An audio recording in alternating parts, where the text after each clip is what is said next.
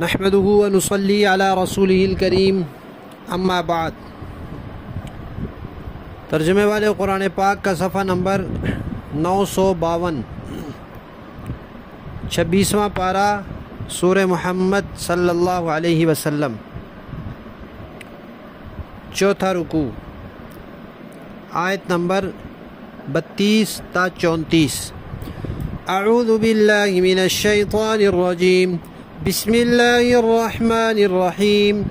ان الذين كفروا وصدوا عن سبيل الله وشاقوا الرسول من بعد ما تبين لهم الهدى لن يضروا الله شيئا وسيحبط أعمالهم يا أيها الذين آمنوا أطيعوا الله وأطيعوا الرسول ولا تبطلوا أعمالكم إن الذين كفروا وصدوا عن سبيل الله ثم ماتوا وهم كفار فلن يغفر الله لهم صدق اللہ العظیم۔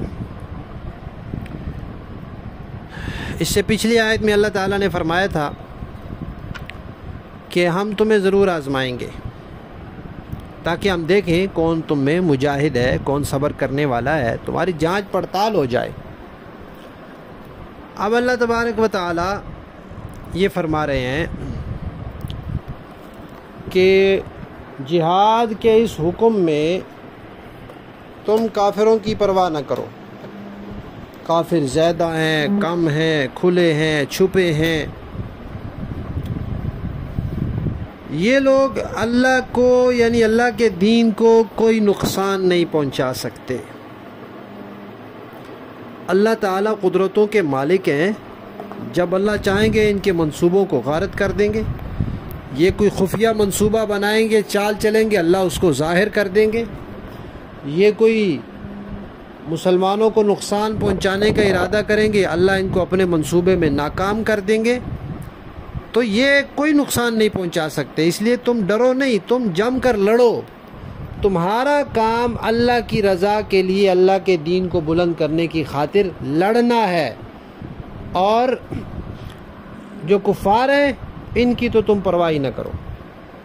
تو پہلی آیت میں فرمایا کہ جو لوگ کافر ہیں اور اللہ کے راستے سے روکتے ہیں اور رسول کی مخالفت کرتے ہیں، حالانکہ ہدایت واضح ہو چکی ہے، ہرگز اللہ کو نقصان نہیں پہنچا سکتے۔ اللہ تعالیٰ ان کے اعمال ضائع کر دیں گے۔ اعمال ضائع ہونے کا یہ مطلب بھی کہ دنیا میں ان کے منصوبوں کو ناکام کر دیں گے، اور یہ بھی کہ آخرت میں ان کو کسی قسم کا کوئی اجر ثواب وغیرہ نہیں ملے گا۔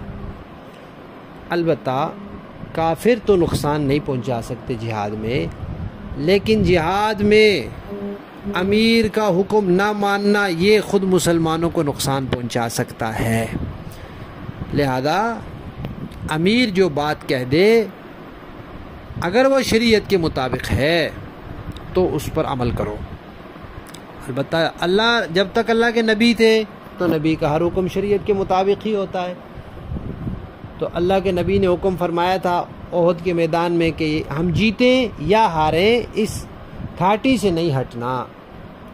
تو بعد میں کچھ صحابہ کرام یہ سمجھے کہ اب لڑائی ختم ہو گئی ہے، تو لڑائی کے دوران کی بات تھی، تو وہ ہٹ آئے، تو پلٹ کر دشمنوں نے حملہ کر دیا اور جنگ کا پاسا پلٹ گیا، بہت سے مسلمان شہید ہو گئے۔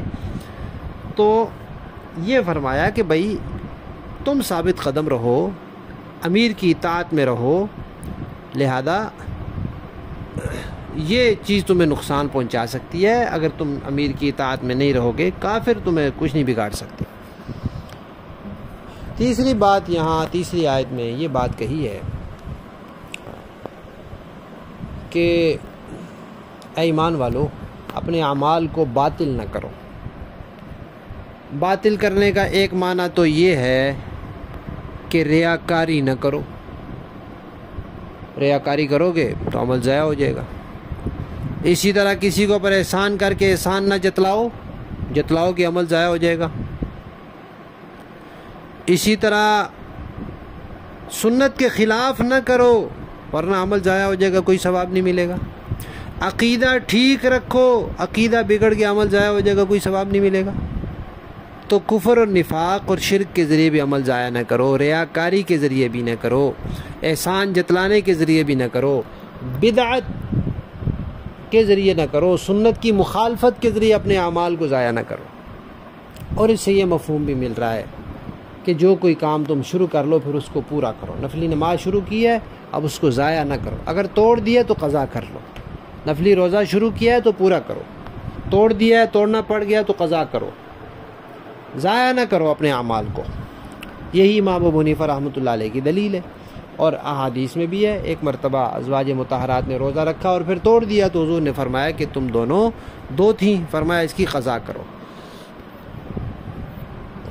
اور آخری آیت میں فرمایا کہ جو لوگ کفر کرتے ہیں، دوسروں کو اللہ کے راستے سے روکتے ہیں، پھر وہ کفر کی حالت میں مر جائیں توبہ سے پہلے تو اللہ تعالیٰ ان کو کبھی نہیں بخشے گا، کیونکہ جب اس دنیا سے انسان چلا جاتا ہے تو توبہ کا وقت ختم ہو جاتا ہے۔ یہاں سے جانے کے بعد توبہ کی کوئی مہلت نہیں ہے۔ لفظی معنی دیکھیے،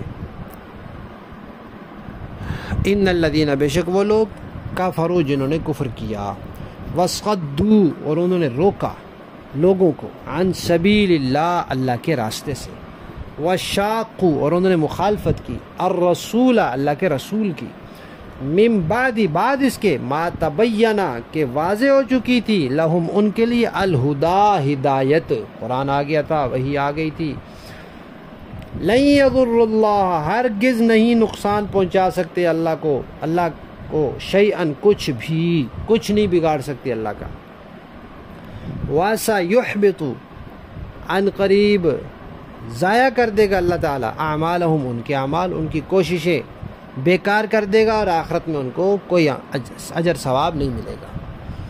یا ایھا الذین آمنوا، اے ایمان والو، اطیعوا اللہ، اللہ کی اطاعت کرو، واطیعوا الرسول، رسول کی بھی اطاعت کرو، ولا تبطلوا اور نہ ضائع کرو، نہ باطل کرو، اعمالکم، اپنے اعمال کو، جو عمل کرو اس کو پورا کرو، عقیدہ بھی صحیح رکھو، اخلاص کے ساتھ بھی کرو، سنت کے مطابق بھی کرو۔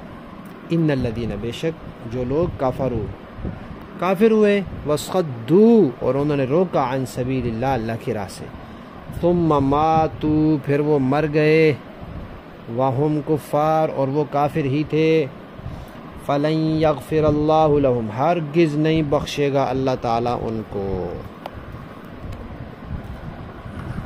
باب محاورہ دیکھیں جی، ان الذين كفروا وصدوا عن سبيل الله وشاقوا الرسول من بعد ما تبين لهم الهدى لن يضروا الله شيئا وسيحبط اعمالهم، یقین رکھو کہ جن لوگوں نے کفر اپنا لیا ہے اور دوسروں کو اللہ کے راستے سے روکا ہے اور پیغمبر سے دشمنی ٹھانی ہے، باوجود ہے کہ ان کے سامنے ہدایت واضح ہو کر آ گئی تھی، وہ اللہ کو ہرگز کوئی نقصان نہیں پہنچا سکتے، اور عنقریب اللہ ان کا سارا کیا دھرا غارت کر دے گا۔